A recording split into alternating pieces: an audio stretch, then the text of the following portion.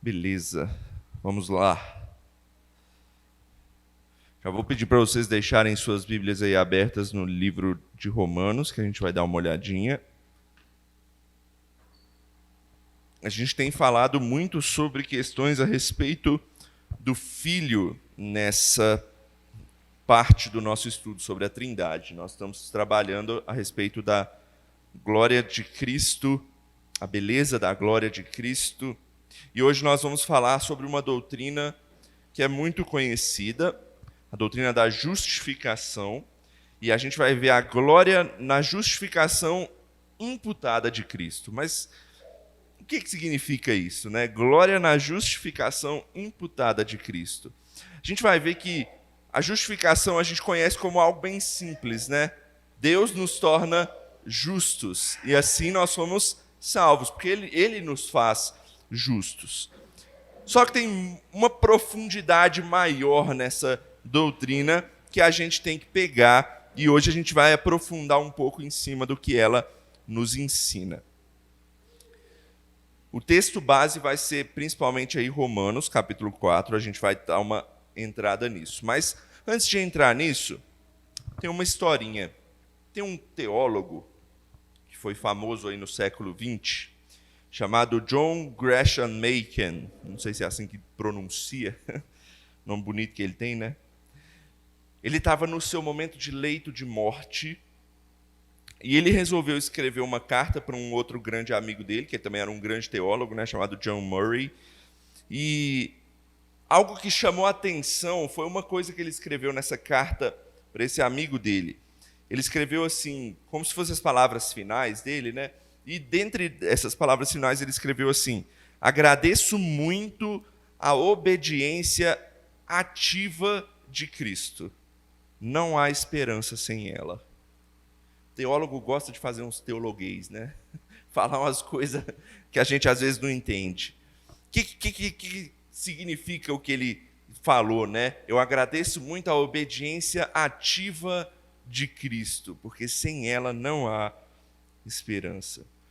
Bom, a gente vai estudar isso hoje, essa questão da obediência ativa de Cristo, porque hoje em dia tem algumas pessoas que têm, alguns teólogos aí no mundo da teologia, que têm questionado esse ponto da teologia, da doutrina da justificação. O que significa, em tese? Significa que Jesus, ele obedeceu perfeitamente à lei de Deus, viveu como nós deveríamos viver e nós não conseguimos viver, e ele nos oferece essa obediência, essa retidão, ou seja, ele foi reto, né, perfeitamente reto, ele nos oferece isso e ele imputa isso a nós.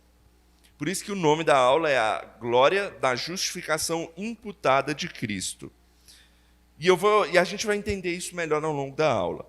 E esse Machen, ele até explica melhor em um outro dos seus escritos, quando ele diz assim: eu não mereço a vida eterna por minha própria obediência.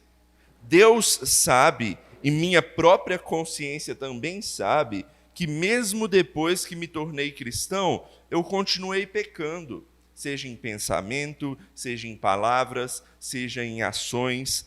Mas embora eu não tenha merecido a vida por obediência própria, Cristo a mereceu por mim, por sua obediência ativa, por sua obediência perfeita. Não tenho retidão própria, mas investido da retidão perfeita de Jesus, imputada a mim e recebida somente pela fé, eu posso me gloriar no fato de que a recompensa gloriosa que Cristo ganhou para mim me aguarda. Então é isso que a gente vai investigar hoje, beleza? É essa questão da justificação imputada, e dentro da doutrina da justificação tem essa questão da obediência ativa de Cristo. Mas vamos lá, vamos entender por parte.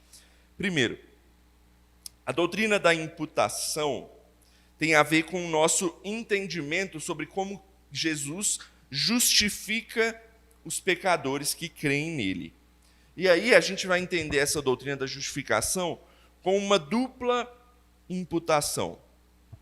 Deixa eu explicar. A morte de Cristo ela faz duas coisas. Muitas vezes a gente diz que resume a morte de Cristo falando que ele perdoou os nossos pecados. Mas esse é só um pedaço da morte de Cristo. Porque não foi só isso que Cristo conquistou na cruz. Não foi só o perdão dos nossos pecados. É mais do que isso. Mas essa é a primeira imputação. O que eu quero dizer com imputação? Deus, ele pega os nossos pecados. É como se os nossos pecados estivessem registrados assim, um a um, por Deus. E ele pega esses pecados e ele coloca em Cristo. E ele atribui a Cristo. Não como se Cristo fosse o pecador, não. Mas Cristo, ele pega esses pecados e paga por nós. Isso é imputar. Vou dar um exemplo. Eu não sei aqui quem já foi em acampamento de igreja, mas normalmente em acampamento ou em algum lugar aqui que você já possa ter ido, tem uma cantina, e na cantina normalmente tem uma cadernetinha que a pessoa anota o nome da pessoa e começa a colocar tudo que você está consumindo ao longo do tempo que você está ali, para você pagar só no final. É o vender fiado, né? Você tem a cadernetinha, tem lá o seu nome, aí tem lá um bombom, um refrigerante, um não sei o quê, uma bala, e tá anotando tudo que você deve para você pagar no final. É como se Deus, então, o dono da cantina, ele pegasse a caderneta com o nosso nome e ele pegasse tudo que tem embaixo do nosso nome, tirasse de lá e colocasse embaixo do nome de Jesus. Jesus, ele fez aquilo tudo? Não. Em nenhum momento ele comeu aquele bombom, ele pegou aquele refrigerante, não. Mas foi tudo atribuído para que ele pagasse no nosso lugar e a nossa ficha ficasse limpa. Beleza? Essa é a primeira imputação da doutrina da justificação. Quando os nossos pecados são imputados a Jesus Cristo. Então lembre disso, essa é a primeira parte da justificação, a primeira parte da morte de Cristo. Ela limpa o nosso pecado. Ele paga o nosso pecado. Mas não é só isso. Não é só isso. Tem uma segunda parte na imputação da justificação, que é a imputação da retidão de Cristo a nós. Ou seja, funciona assim: a partir do momento que o nosso pecado é imputado na conta de Cristo, ao mesmo tempo, a bondade de Cristo, a retidão, a pureza de Cristo são colocados na nossa conta, no nosso nome. Deus nos vê agora como se nós estivéssemos vestidos com a retidão de Cristo. Ou seja, a nossa ficha na cantina, ela não está só limpa agora. Não é uma ficha em branco. Agora ela está cheia de crédito. Ele coloca um crédito para a gente ali. Ou seja, é mais do que só perdão. E a gente vai ver que isso é necessário para a salvação. Deus, ele não só salva o limpo ali do pecado. Deus exige um justo. Os justos herdarão o reino do céu. E o justo não é só o limpo, é aquele que é reto perante Deus. Beleza? Então, a gente vai entender isso. Então, tenham isso em mente. As duas partes da doutrina da justificação. O nosso pecado é imputado a Cristo e a retidão, a obediência de Cristo é imputada a nós. Então, são duas mãos, né? São duas vias. A gente imputa algo em Cristo e Cristo imputa algo em nós. Mas por que, como eu falei, isso é negado por alguns cristãos? Vamos entender. Vou colocar dois grupos aqui que eles são contrários a algumas das coisas que eu falei aqui. O primeiro grupo é chamado os arminianos. Arminianos, eles não creem na predestinação como nós conhecemos, como nós cremos, né? Que Deus, o soberano Deus, ele escolhe ali aqueles que serão predestinados e salvos. Por quê? Porque ele é o soberano sobre todas as coisas. E isso sem retirar a responsabilidade humana. Os arminianos, eles colocam um peso maior nas obras. Eles falam, não, é necessário que nós tenhamos certa responsabilidade a mais do que é dita. Então, eles vão substituir esse segundo ponto, porque o primeiro ponto, que Jesus ele pega os nossos pecados e paga, isso é aceito, em geral, por todos os cristãos. Jesus perdoa pecados. Mas esse segundo ponto de que a obediência de Cristo é imputada a nós, por fé, eles vão colocar como se nós tivéssemos que fazer algo por isso. As obras são importantes nessa hora. Cristo não pode obedecer por nós, nós temos que obedecer de alguma forma, e Ele nos dá força para fazer isso. Parece até um ensino bonito, mas não é isso que a Bíblia nos ensina. A teologia reformada, a nossa teologia, ela vai ensinar que a fé é o instrumento que Deus nos dá para que nós possamos receber a justificação. Inclusive, essa segunda parte da justificação, receber a obediência de Cristo em nós. Mas eles vão discordar principalmente por um texto. Antes de olhar Romanos, vamos abrir lá em Gênesis. Gênesis 15. Gênesis 15, versículo 6.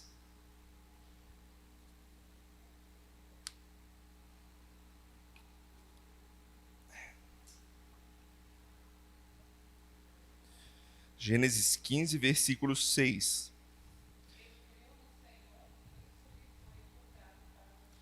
Ele creu no Senhor e isso lhe foi imputado para a justiça. Está falando aí de Abraão, tá? Está falando que Abraão creu no Senhor e por isso ele teve justiça. Ou seja, a partir desse texto, o que eles vão dizer? O que eles vão ensinar? Que Deus imputa como justiça, aquilo que Deus imputa como justiça consiste da fé. Ou seja, a fé para eles toma o lugar da retidão. Ou seja, não é que Cristo imputa a obediência dele a nós. A nossa fé nos dá força para poder conseguir ter essa obediência que nós não conseguimos ter sem Cristo. Parece até bonito, né? Mas não é isso que o texto está dizendo. Eles não creem nesse crédito que a gente recebe da obediência de Cristo. A partir do momento em que Ele nos dá a fé, nós, por nossos próprios pés aí, vamos caminhar e ter essa obediência. Mas vamos entender melhor isso? E nada melhor do que ver a própria Bíblia interpretando a própria Bíblia. Paulo interpreta esse texto para a gente. Agora sim, vamos lá para Romanos. Paulo ele vai interpretar exatamente esse texto. Romanos, capítulo 4, versículos 1 a 6. É o texto que a gente leu no início da aula. Não precisa ler agora não, que a gente vai ponto a ponto nele, tá? Romanos capítulo 4. Paulo vai explicar para a gente o que esse texto de Gênesis está explicando. A pergunta aqui desse texto em geral é se Abraão foi justificado por obras ou se ele foi somente pela fé. E é nesse questionamento que Paulo vai citar o texto de Gênesis, tá? Romanos 4:3 é justamente o texto de Gênesis que a gente acabou de ler. Paulo ele considera a justificação de Abraão em duas possibilidades. O que ele está considerando aí?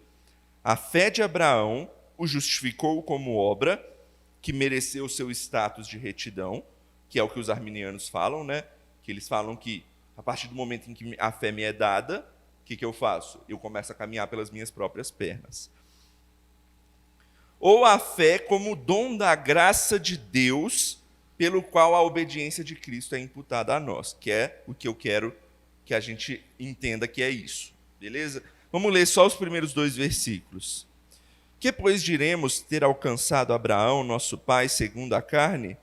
Porque se Abraão foi justificado por obras, tem de que se gloriar, porém não diante de Deus. Pois que diz a Escritura, Abraão creu em Deus e isso lhe foi imputado para justiça. A ideia do versículo 2 aqui, Paulo está mostrando um argumento que ele é contrário, mas ele vai mostrar como é o argumento errado. O argumento é mais ou menos assim, se a pessoa foi justificada pelas obras, ela tem motivo para se gloriar. E aí o argumento continua, Abraão foi justificado, se Abraão então foi justificado pelas obras, então Abraão tem motivo para se gloriar. É o argumento que Paulo coloca aqui. Não que ele é a favor, tá? Ele só está expondo o argumento no versículo 2. Mas Paulo em seguida ele vai mostrar que esse argumento não se sustenta. E ele vai mostrar isso de duas formas. Primeiro, lá no finalzinho do versículo 2, ele já fala, porém, não diante de Deus. Não funcionou assim com Abraão diante de Deus. Porque ele mesmo já disse que não foi por obras, né? não funciona assim diante de Deus. E segundo, porque ele usa o texto de Gênesis 15:6 para explicar, que diz que a fé é que lhe imputou a justiça, e não fala absolutamente nada de obras no texto. Absolutamente nada. Ou seja, a ideia de Paulo é mostrar que Abraão foi justificado pela fé e não por obras. Em obras de forma alguma. Porque muitas vezes é se colocado que a fé é um tipo de obra pelos arminianos, né? Eu conquistei a minha fé. Isso é obra, de certa forma. Mas não é isso que Paulo está ensinando aqui. Pela fé que é dom de Deus, e a gente sabe, né, no próprio Efésios ele cita isso para nós, né, fé que é dom de Deus, e pela fé então que é dada por Deus, nós então agora conseguimos conquistar a obediência de Cristo que é imputada a nós. Ele vai continuar para deixar isso mais claro. Versículos 4 e 5 diz assim: Ora, ao que trabalha, o salário não é considerado como favor, e sim como dívida. Mas ao que não trabalha, porém crê naquele que justifica o ímpio, a sua fé lhe é atribuída como justiça. Vamos lá. Ele vai mostrar aqui um trabalhador, e esse trabalhador, ou qualquer trabalhador, né, merece um salário. Um trabalhador que trabalha não merece um favor, né? Ele não é digno de uma graça. Ele merece aquilo, ele trabalhou por aquilo, né? Ou seja, um trabalhador ele merece receber aquilo pelo qual ele trabalhou. Então, a recompensa do trabalho não é um favor, é uma dívida. Mais uma vez, Paulo está usando um argumento hipotético aqui. Tá? Um trabalhador ele não merece uma graça, ele merece uma dívida. É algo que alguém deve a ele, porque ele trabalhou por aquilo. Mas o versículo 5 vai contrastar isso a uma pessoa que não trabalha, mas crê. Ou seja, não é um contraste entre um trabalhador e um não trabalhador simplesmente, tá? É um trabalhador e um não trabalhador que crê. O que Paulo está querendo dizer aqui? O não trabalhador mostrado aí por Paulo, ele tem fé.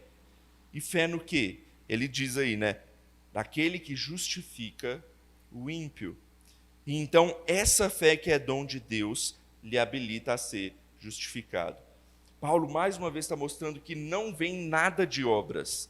Porque o trabalho aí está mostrando aquele que realiza obras, né? Ele fala, não, Abraão não tem nada a ver com aquele das obras aí, com o que dizem de obras. Não, Abraão não fez obra nenhuma. Ele é o não trabalhador que teve fé. E é não trabalhador porque nós não conseguimos fazer essas obras de maneira perfeita e plena. Então, Abraão ele não trabalha por si só, mas ele crê. Ele crê naquele que pode justificá-lo. E a justificação, então, lhe é imputada, é dada a ele por essa fé que é dom de Deus. E o versículo 6 vai completar essa questão. Olha o versículo 6 que ele diz. E é assim também que Davi declara ser bem-aventurado o homem a quem Deus atribui justiça, independentemente de obras. Agora ele é o mais claro possível nesse último versículo, né? Ele vai dizer que é independentemente de obras que Deus atribui. A palavra atribui aí é exatamente a mesma para imputar, tá? Deus atribui justiça aos seus. Ou seja, não há como fugir do fato de que esse texto nos ensina que a justiça de Cristo foi imputada ao ímpio, mesmo que ele diz aqui, né? Porque em certo momento da nossa vida todos nós fomos ímpios, para que ele pudesse ser justificado e por fé, não por obras. Então esse é o primeiro grupo que a gente tem que ir de maneira contrária, né? Isso já é um assunto às vezes muito falado, né, nas nossas igrejas, né, a questão da fé, de fé e obras, mas é importante a gente reforçar isso. Mas esse não é o único grupo. Não são só os arminianos que negam essa importante questão aí da doutrina da justificação. Existe uma outra ala que o autor ele vai chamar aqui de liberal, que tem crescido no Brasil ultimamente. Tem um autor aí que ele fala bastante sobre isso, chamado N.T. Wright. E ele alega que a retidão imputada, Retidão imputada, lembra, é a segunda parte da justificação de Cristo, não se encontra declarada de uma maneira mais completa na Bíblia. Ele diz que é só nesse texto, e esse texto ele ainda não é um texto muito claro. Então ele vai falar que não se pode crer nessa segunda parte. Então, agora a gente vai passear por alguns textos bíblicos mostrando como Cristo aplica a sua obediência em nós. E nós assim nos tornamos justos juntamente com ele. Não nos tornamos justos, é importante dizer, eu vou até repetir isso mais vezes, não nos tornamos justos porque a gente consegue ser perfeito e cumprir essa justiça. Mas por quê? Porque ele aplica a sua justiça perfeita em nós, a sua obediência perfeita em nós. Vamos lá. Essa parte eu gosto porque ela é muito bela, a Bíblia mostra isso de uma maneira muito bela. Vamos lá para Gênesis de novo? Gênesis 3.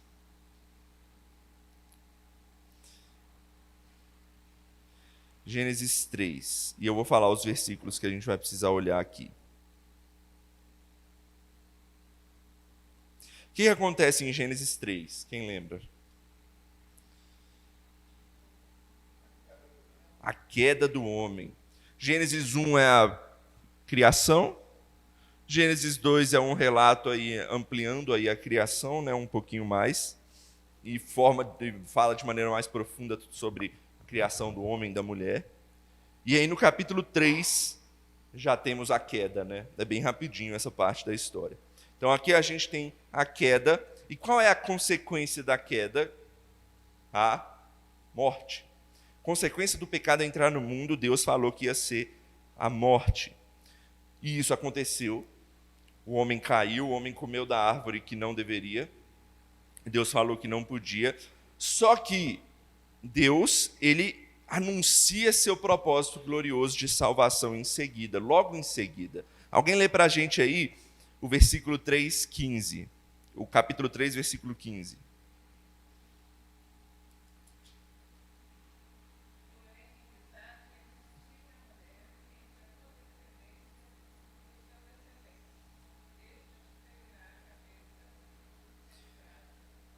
Por que a gente chama esse versículo de proto-evangelho? Porque é a primeira vez, proto vem de uma coisa ainda que é protótipo, né? Está bem no início ainda. É a primeira vez que Deus vai anunciar a sua obra de redenção. Ele aponta para um Salvador. A mulher ia ter um filho, e esse filho então iria esmagar a cabeça do inimigo, né? Da serpente. Ou seja, ele ia conquistar uma certa vitória. Só que aí diz também que ele teria o calcanhar ferido, ou seja, ele ia sofrer alguma coisa no meio desse processo. Ou seja, é o evangelho já em protótipo aí mostrado para Adão e Eva. Hoje, para a gente, é muito simples, né? Porque a gente tem a Bíblia inteira, a gente consegue ler e entender tudo isso aqui. Adão e Eva devem ter vivido o resto da vida deles. Será que é esse filho meu? É o evangelho apontando para frente, né? É a fé naquele que viria. A gente sempre tem que ter isso em mente no Antigo Testamento. Eles tinham fé naquele que viria. Então, provavelmente, Adão e Eva era sempre assim: será que esse meu filho é aquele que vai nos conquistar a vitória? Isso é fé, gente, isso é fé. Só para a gente mostrar que fé está presente na Bíblia inteira. Enquanto a gente tem fé naquele que já veio, né, que é Jesus Cristo. Enfim, vamos lá, essa é a primeira parte. Deus aponta que vai ter um Salvador. Só que desde o início, desde ali daquele momento, Deus ele já vai mostrar isso de uma maneira maravilhosa. Alguém leu o capítulo 3, versículo 21.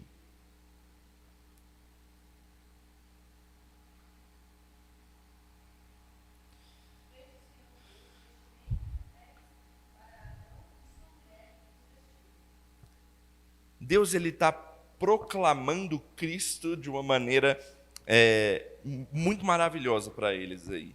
Obviamente eles não sabem quem é Cristo e quem é esse Messias que ainda viria, mas é uma forma que Deus mostra ainda para ele, em forma protótipa também para eles. Como assim? Lembra o que o pecado fez? A primeira coisa que o pecado fez Adão e Eva fazer? Se esconder da nudez deles, né? Eles ficaram com vergonha da nudez deles. Então o que Deus faz? Ele cobre a vergonha e a culpa que eles sentem com peles de um animal. E esse animal é um substituto, um inocente, que não tem nada a ver com o pecado. Ele morreu. Ele morreu para dar para eles, então, um cobrimento aí da culpa e do pecado deles. Ou seja, o animal que não tinha nada a ver com o pecado morre em substituição pelo pecado deles. Enquanto Adão e Eva não participam em nada dessas obras, né? Adão e Eva, eles estão lá escondidos.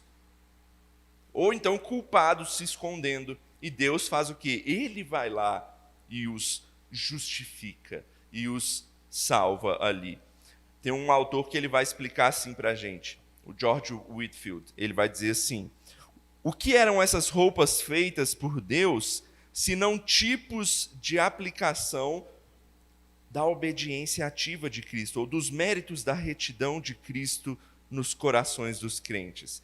Esses animais, eles foram mortos em sacrifício, apontando para o grande sacrifício, né, de Jesus Cristo, que seria oferecido dali em diante.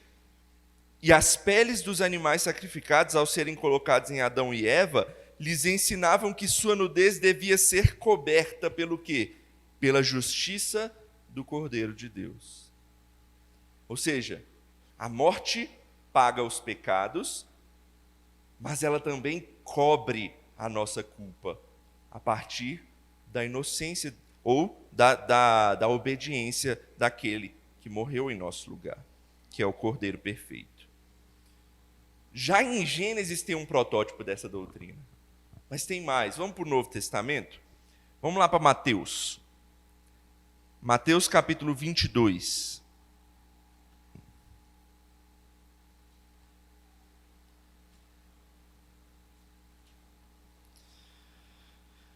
Mateus capítulo 22, a partir do versículo 1 aí, a gente vai ter uma parábola chamada Parábola das Bodas. Essa parábola ela vai deixar uma coisa clara para nós, que eu quero que vocês entendam. Eu vou resumir essa parábola para a gente não ler ela toda, né? Porque ela tem 14 versículos. Em resumo, essa parábola vai mostrar um rei que ele tinha enviado seus servos para convidar pessoas para o casamento do seu filho. Essas pessoas eram o seu próprio povo, tá? Era o próprio povo que esse rei controlava. Só que esse povo não quis ir. Não quis ir. E o rei fica nervoso, fica bravo, e ele até manda seu exército punir esse povo. Porque, é o filho do rei, né? O povo tinha que estar presente. Mas em seguida o rei, o que ele faz? Ele fala, já que o meu povo não quer ir, vocês vão sair pelas cidades por aí, chamando outros convidados. E quem quiser vir participar, pode vir. Em tese, essa é a história dessa parábola. Só que tem uma parte importante aí no final. Olha os versículos 11 a 13, que vai mostrar para a gente uma coisa relacionada à doutrina da justificação.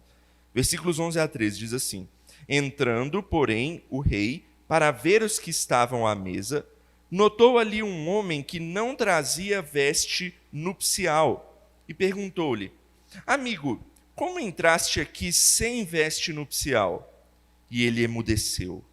Então ordenou o rei aos serventes: amarrai-o de pés e mãos e lançai-o para fora nas trevas, ali haverá choro e ranger de dentes. O que essa parte do texto diz para nós? Os convidados já estavam lá. Aqueles que foram chamados depois. Mas o convidado podia entrar de qualquer jeito na festa? Não. Essa passagem vai refutar a ideia daqueles que ensinam que a morte de Jesus só perdoa pecados. Não. Só a ficha limpa, sem pecado, não é suficiente para entrar nos céus. A gente precisa entrar da maneira correta, com as vestes corretas. E essa veste é a justiça de Cristo. Ou seja, isso significa que não basta não sermos culpados, mas é necessário que também sejamos perfeitamente justos. E isso somente acontece com a dupla imputação que eu ensinei, que eu falei. Cristo pega os nossos pecados e perdoa os nossos pecados, mas ele também imputa a nós a sua obediência. Nós somos vestidos com a obediência de Cristo. Ou seja, Deus, quando ele olha para os cristãos verdadeiros, ele vê Cristo em nós. Nós somos justos diante de Deus porque Cristo foi justo e imputou isso a nós. Esse texto, essa partezinha do texto aí, que às vezes a gente nem entende o que está servindo, ela diz isso para nós. Nós somos vestidos com a retidão de Cristo. Nós não somos somente perdoados, mas vestidos com a retidão de Cristo. Mais um texto interessante. Vamos caminhar mais um pouquinho no Novo Testamento. 2 Coríntios 5. 2 Coríntios 5.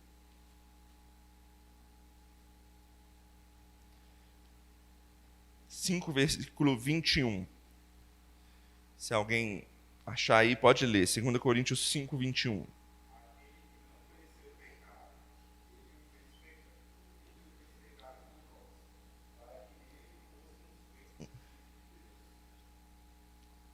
Beleza. Aqueles que negam a retidão imputada de Cristo a nós pela obediência perfeita de Cristo, né? Eles falam que esse texto não fala a respeito disso, porque eles falam que nós nos tornamos justiça de Deus, né? É o que está falando no finalzinho do versículo, né? Para que fôssemos feitos justiça de Deus. Ou seja, não é a justiça que é imputada a nós é que nos tornamos essa justiça, nós é que, pelas nossas próprias forças ou algo assim, conseguimos essa justiça de alguma forma. Eles leem esse texto dessa forma. Mas veja que isso é um grande problema fazer isso. Por quê? Porque quando a gente lê o versículo completo, a gente vê, aquele que não conheceu pecado, o fez pecado por nós. Ou seja, se eu me torno a justiça por alguma coisa minha, ele está dizendo que Jesus fez pecado. Porque Paulo está usando uma linguagem paralela entre as duas coisas. Cristo se tornou pecado por nós, não no sentido de que ele cometeu qualquer pecado, mas no sentido de que o pecado nosso foi imputado na conta dele, e ele pagou. E ele usa a mesma linguagem para falar da justiça, né? E nós, então, agora somos feitos justiça. Não porque nós somos justos ou pelas nossas próprias forças, mas por quê? Porque a justiça de Cristo, a obediência de Cristo é imputada agora na nossa conta. Beleza? Esse texto ele é bem claro, é bem importante, né? Para a gente entender esse ponto. Então, da mesma forma que Cristo foi feito pecado por nós, nós fomos feitos justiça para Deus. Em resumo, Cristo, ele recebe aquilo que ele não merecia, que é o nosso pecado, mas de maneira voluntária dele, pela graça dele. E nós recebemos também aquilo que a gente não merecia, que é a justiça dele. Por graça, por essa mesma graça. O que é isso? É o crédito, né? A retidão que é creditada a nós de Cristo. E então a gente consegue agora ser habilitado para a vida eterna, perdoado e justo diante de Deus. Um último texto para a gente finalizar. Vamos voltar para Romanos. Depois que Paulo dá esse exemplo todo de Abraão, ele vai lá em Adão, Romanos 5. A gente falou de Abraão, Romanos 4 no início, e Paulo continua se aprofundando nisso. Ele vai lá para Adão agora. Romanos 5. Alguém lê o versículo 12? Romanos 5, 12.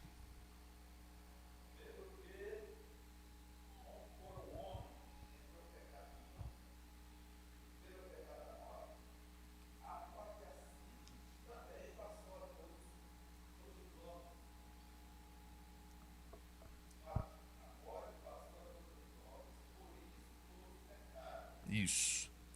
Esse versículo 12 está dizendo o quê? Que por um só homem, quem é esse homem? Adão, ele vai voltar lá em Adão, né? O pecado entrou no mundo. E pelo pecado a morte entrou no mundo, e isso atingiu todo mundo. Todo mundo foi afetado. Com morte, com pecado, por quê? Porque todos pecaram. A partir do momento em que isso atingiu Adão, a humanidade inteira. Por quê? Porque ele era o nosso representante. Ele era aquele que representava a humanidade. Mas Adão, ele não é só o nosso representante do pecado, tá? A Bíblia diz algo mais. Olha o versículo 14 aí do nosso texto, desse texto de Romanos 5. Entretanto, reinou a morte desde Adão até Moisés, mesmo sobre aqueles que não pecaram, à semelhança da transgressão de Adão, o qual prefigurava aquele que havia de vir. Ou seja, Adão, ele também era um tipo de Cristo. Ele prefigurava aquele que viria. Em que sentido ele fazia isso? Adão não é o nosso representante?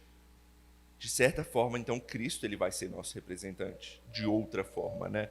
O versículo 18 e 19 vai deixar isso claro para a gente. Olha os versículos 18 e 19. Pois assim como por uma só ofensa veio juízo sobre todos os homens para condenação, assim também por um só ato de justiça veio graça sobre todos os homens para a justificação que dá a vida. Porque, como pela desobediência de um só homem, muitos se tornaram pecadores, assim também por meio da obediência de um só, muitos se tornarão justos. É importante a gente notar uma estrutura que Paulo fala aqui para a gente, a estrutura da salvação. Olha o versículo 18. Tem uma progressão aí, né? Ele vai dizer, depois de Adão, ele vai dizer assim: por um só ato de justiça, então, em primeiro lugar vem a justiça, veio graça sobre todos os homens para o quê? Para a justificação. Ou seja, primeiro vem a justiça, aí a partir dessa justiça que Deus vê, ele justifica aqueles que são justos, e aí o restinho fala que dá a vida. Ou seja, justiça, justificação e depois vem vida. Esse é o caminho da salvação, tá? Que a Bíblia apresenta. Deus vê justos que são justificados e ele então dá a vida eterna para eles. Ou seja, se a gente quiser ter vida eterna, a gente precisa ser justificado. Mas para ser justificado, a gente precisa de alguma justiça. Porque eu não sou justificado por nada. Eu preciso de alguma justiça. Isso é, somente os justos de fato vão receber essa justificação, esse passe para a vida eterna. Mas aí a pergunta vem: como é que pecadores podem ser justificados, podem ter essa justiça? Porque eu não sou justo. Aí o versículo 19 vai dizer para a gente. O que o versículo 19 vai dizer? Porque pela desobediência de um só homem, muitos se tornaram pecadores, assim também por meio da obediência de um só, muitos se tornarão justos. Sendo assim, o caminho da salvação tem um novo passo aí. A progressão ela fica completa. Vou fazer de trás para frente para a gente ver. Se eu quero a vida eterna, isso é o que requer de mim? Eu ser justificado. Então, vida, justificação. Mas, para eu ser justificado, eu preciso de alguma justiça. Deus precisa ver que eu mereço, que eu, de alguma forma, né? Então eu preciso dessa justiça. Só que eu, por mim mesmo, jamais vou merecer. Mas tem alguém que pode merecer por mim. Aquele que teve a obediência perfeita. Então Cristo imputa essa obediência em nós. Então, é importante dizer que quando Paulo diz que nós nos tornamos justos, né, que se tornarão justos, ele não quer dizer que nós seremos perfeitos de fato aqui, que pela nossa justiça, pela nossa forma de agir, a gente vai ser perfeito e justo. Não, é pela imputação da justiça de Cristo em nós. A obediência dele agora é imputada a nós. Nós somos vestidos com a retidão de Cristo, com a justiça de Cristo. E assim Deus nos vê habilitados para ser justificados. E justificados nós temos vida eterna. Esse é o caminho da salvação. Por isso é muito importante esses dois passos da cruz de Cristo. Não é só perdão de pecados. Ele viveu uma vida perfeita, e essa vida perfeita é imputada a nós. Então ele perdoa os nossos pecados, e a retidão dele é dada a nós, e aí nós somos habilitados a sermos salvos. Algumas aplicações finais para a gente encerrar. Acho que hoje foi rapidinho, né? 10h20. Algumas aplicações finais para a gente encerrar. A doutrina da justificação ela tem essas duas frentes, como a gente viu, né? A imputação dos nossos pecados em Cristo e a imputação da retidão de Cristo em nós. Isso quer dizer que tudo vem de Cristo, tudo vem de Deus. É Ele quem faz todo esse trabalho da redenção, da salvação em nós. E isso é importante para nós, porque se a gente se apropria disso, dessa doutrina, dessa forma, a gente pode saber que não há perigo da gente errar alguma coisa no processo. porque nós não estamos envolvidos no processo. E eu não vou errar nada, porque eu não estou envolvido no processo. Deus, ele faz passo a passo para que eu seja salvo. Cristo perdoou os meus pecados e Cristo obedeceu por mim também. Ou seja, se você foi chamado, o Espírito Santo tocou o seu coração e você tem essa fé, o processo da justificação está completo em você. Você já tem o passe para a vida eterna. Isso traz segurança para nós. É importante a gente se lembrar disso. Não depende de mim. Não depende daquele que quer, mas depende de Cristo fazer o trabalho. Ele fez o trabalho. Então Deus nos faz justos, nos limpando do nosso pecado e nos faz e nos olha como retos através da obediência de Cristo. Então eu não tenho nada, eu não preciso fazer nada? Não, o nosso trabalho é a partir daí. Por isso a gente fala do trabalho da santificação. Aí é com a gente. Certamente com a gente unido com a força que Cristo nos dá através da salvação. Mas o trabalho mais difícil ele fez por nós. E a partir desse ponto para frente é trabalho nosso. Nós agora temos que crescer em santificação.